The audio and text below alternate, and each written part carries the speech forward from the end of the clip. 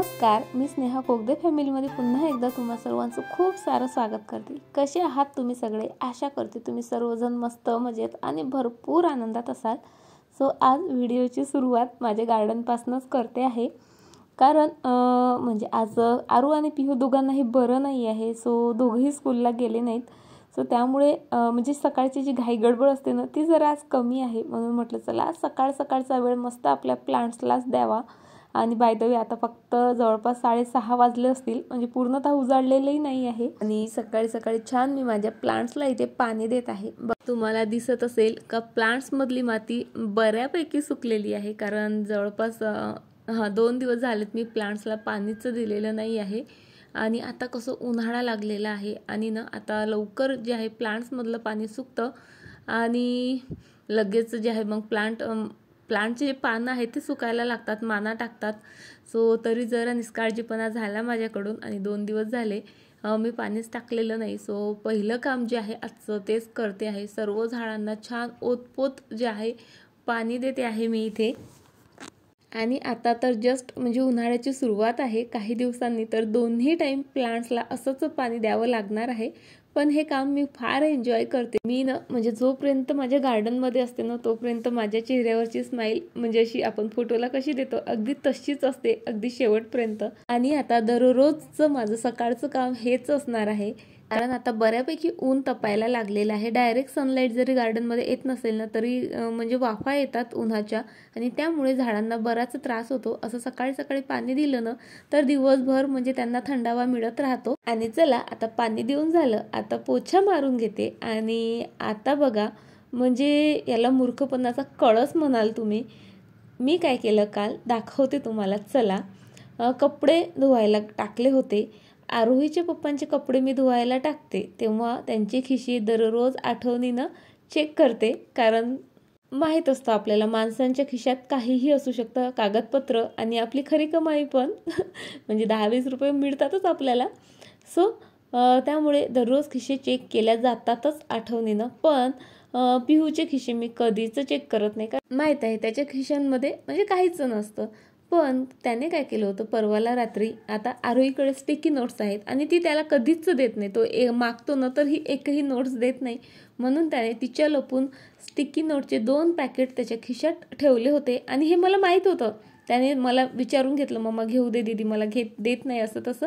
मी म्हटलं घे घेऊन, जर ती ओरडली तर मी सांगेल तिला। आणि झालं काय, तो त्या स्टिकी नोट्स त्याच पॅन्टमध्ये ठेवून विसरून गेला आणि दुसऱ्या दिवशी जे आहे मी तो पॅन्ट धुवायला टाकल्यामुळे ह्या स्टिकी नोट्स त्या पाण्यात सर्व मिक्स झाल्यात, सर्व कपड्यांना पूर्ण कागद म्हणजे चिपकले होते। आणि मशीनची अवस्था तर काही विचारूच नका। आणि आता मला जे आहे आता ही मशीन छान अशी डीप क्लीन करायची आहे, म्हणजे माझ्याच मूर्खपणामुळे नाही पण निष्काळजीपणामुळे का असे ना माझं किती मोठं काम वाढलं बघा ना।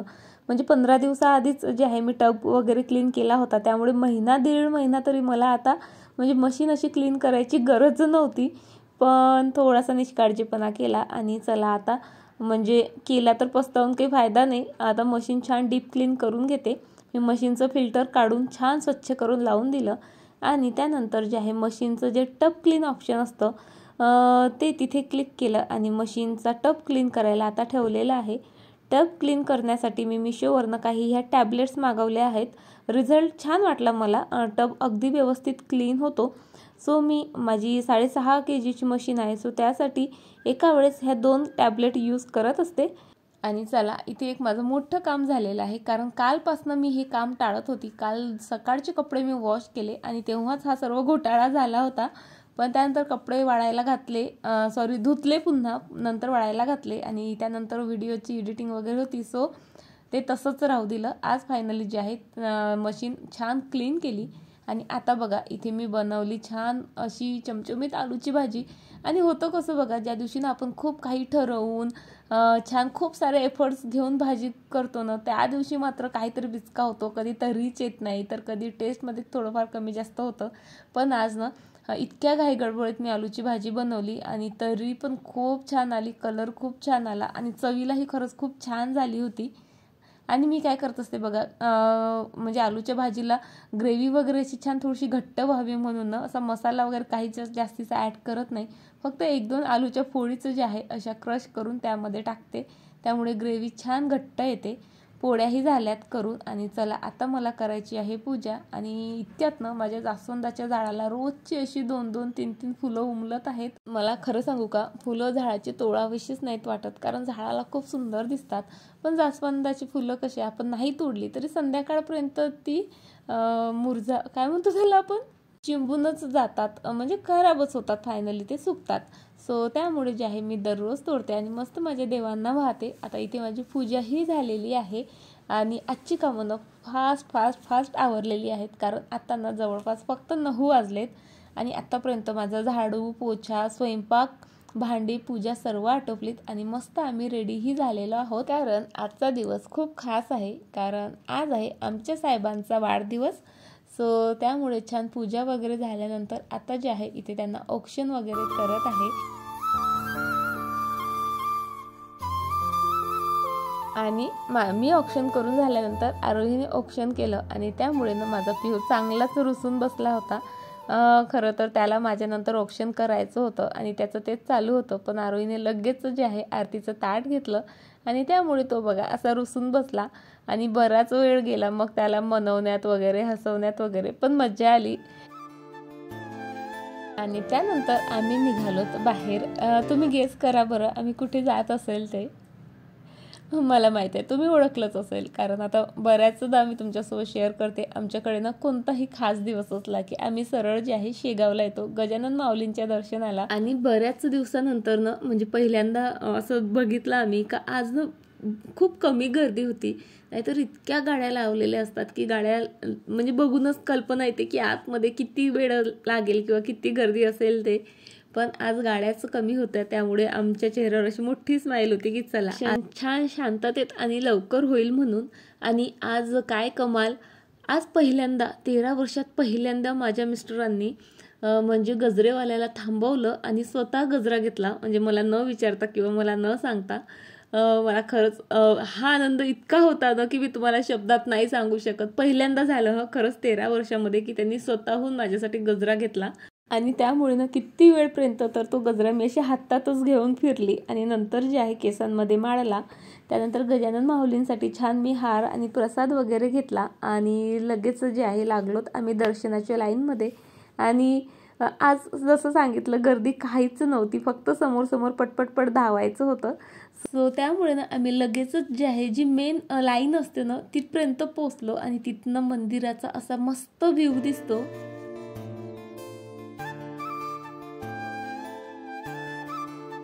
आमच्या शेगावमध्ये भक्तांची इतकी जास्त काळजी घेतल्या जाते ना बघा. अगदी फेब्रुवारीच महिना आहे, ऊन जरा तपायला लागलं नाही तर म्हणजे भक्तांचे पाय पोडू नयेत, भक्तांना ऊन लागू नये म्हणून त्यांची सर्व व्यवस्था म्हणजे होऊन रेडी पण आहे बघा. वरनं पण छत बनवण्यात आलेलं आहे, खाली ना छान जाड कार्पेट टाकलेले आहेत. जिथं भक्त म्हणजे प्रदक्षिणा वगैरे मारतात किंवा जिथे फिरतात ना त्या सर्व भागात कार्पेट वगैरे टाकलेलं आहे. आणि आता प्रगट दिन जवळच आहे गजानन महाराजांचा. सो त्यासाठी होम हवन करण्यासाठीची जी तयारी वगैरे लागते ती सर्व इथे करणं स्टार्ट झालेली आहे. आणि इथे पिऊ पुन्हा रुसून बसलेला आहे, कारण त्याला आणखी प्रदक्षिणा मारायच्या होत्या 1-2, पण आरोहीचं चालू होतं चला जेवायला, भूक लागली म्हणून.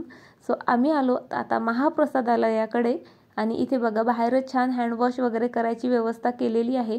दर्शनाला 15 ते 20 मिनिट लागले फक्त, पण महाप्रसादाच्या तिथे भयंकर रांगा होत्या, गर्दी होती. इथे जे आहे आम्हाला जास्त वेळ लागला, पण आमच्या नंतरच्या लोकांना त्याहूनही जास्त नक्कीच वेळ लागला असेल, कारण तुम्ही इथे बघू शकता आमच्या मागे ना अगदी पॅक झालेलं होतं सर्व.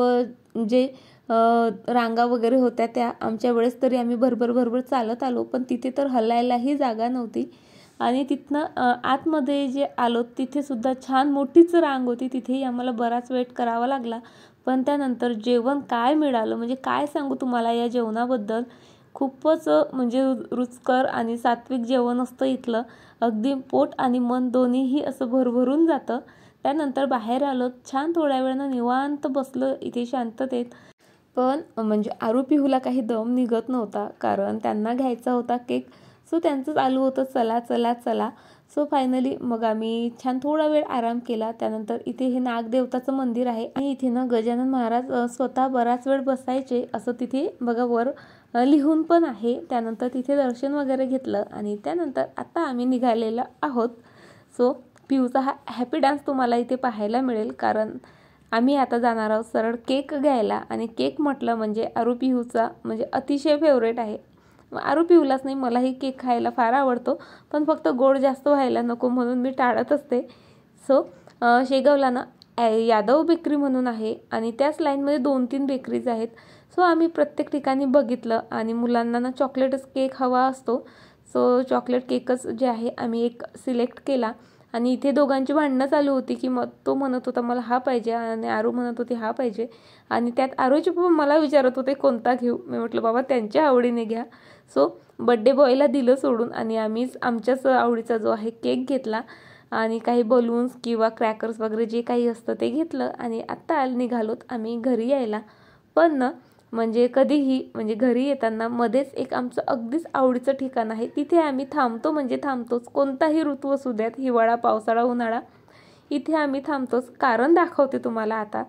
या रसवंतीच्या आजूबाजूचा फक्त परिसर बघा तुम्ही, म्हणजे हरवून जातो आम्ही तर इथं आलं की. छान मोठाले वृक्ष आहेत, त्याला छान पाळणे झोके वगैरे बांधलेले आहेत आणि समोर मस्त असं मोकळं रान आहे, ऊसाची शेती आहे, भरपूर काही आहे तिथे पाहण्यासारखं. आणि इतकं निवांत वाटतं इथं की कायच सांगू तुम्हाला. ही मोठीच्या मोठी विहीर आहे आणि मुलं कसं म्हणजे विहीर वगैरे मुलांना अशी दिसत नाही ना, त्यामुळे मुलांना या सर्व गोष्टींचं खूप कौतुक वाटतं. आणि इथल्या उसाच्या रसाबद्दल तर कायच सांगू तुम्हाला. शेगावला याल ना तर या रसवंतीचा एकदा रस नक्की पिहून बघा तुम्ही आणि हे वातावरण ना मस्त असं फील करून बघा, खूपच छान वाटतं. इथनं म्हणजे आमचा पायच निघत नाही. रस वगैरे पिला, बराच वेळ तिथं घालवल्यानंतर आम्ही आलो तिथे शेताचा फेरफटका मारायला.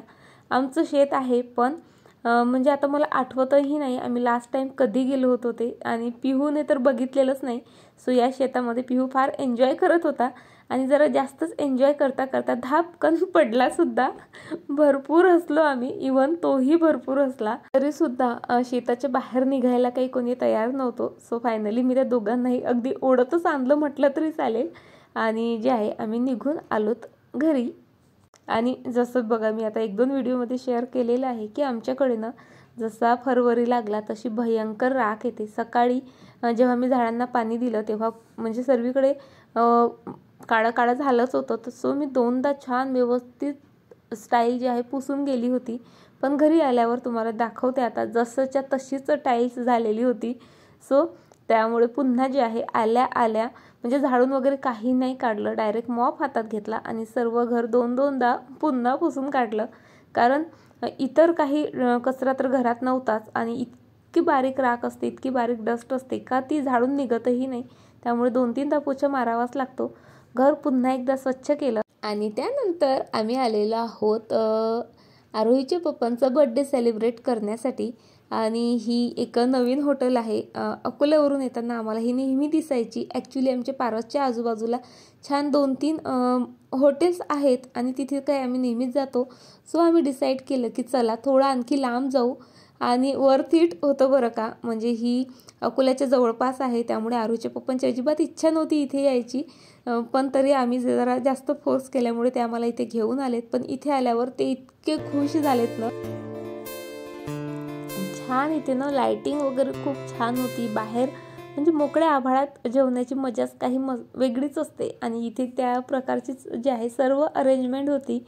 सोबत म्हणजे झाडं भरपूर होती. आणि हे हॉटेल जेव्हापासून बनणं चालू होतं ना तेव्हापासून आमचं लक्ष होतं, कारण जेव्हा विटा आणि दगड येत होते ना त्यासोबतच भरपूर प्लांट्सही त्यांनी म्हणजे स्टार्ट केले होते लावायला आणि त्या प्लांट्सवर माझी नजर जायची. सो आल्याबरोबर तर आधी सर्व हॉटेल व्यवस्थित बघून घेतलं आणि चला आता आम्ही जात आहोत सेलिब्रेशनसाठी.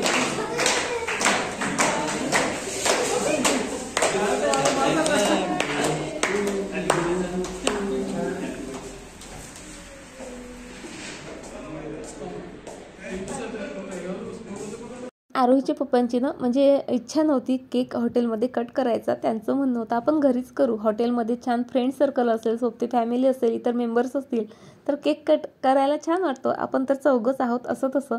पण ना जसं आम्ही केक कट करायला स्टार्ट केलं लगेच तिथले मॅनेजर, तिथले स्टाफ वगैरे सर्व आमच्या भोवती गोळा झालेत आणि छान त्यांनी सर्वांनी आरोहीच्या पप्पांना विश वगैरे केलं आणि आमचे भरपूर फोटोज काढलेत, व्हिडिओज काढायला सुद्धा मदत वगैरे केली. इवन त्यांनी आरोहीच्या पप्पांना केकही भरवला आणि मस्त मस्त विशही केलं. त्यामुळे म्हणजे आरोहीच्या पप्पांची जी विश होती ना की कोणीतरी असावं आपल्यासोबत, सो ती विश अशा प्रकारे जी आहे पूर्ण झाली.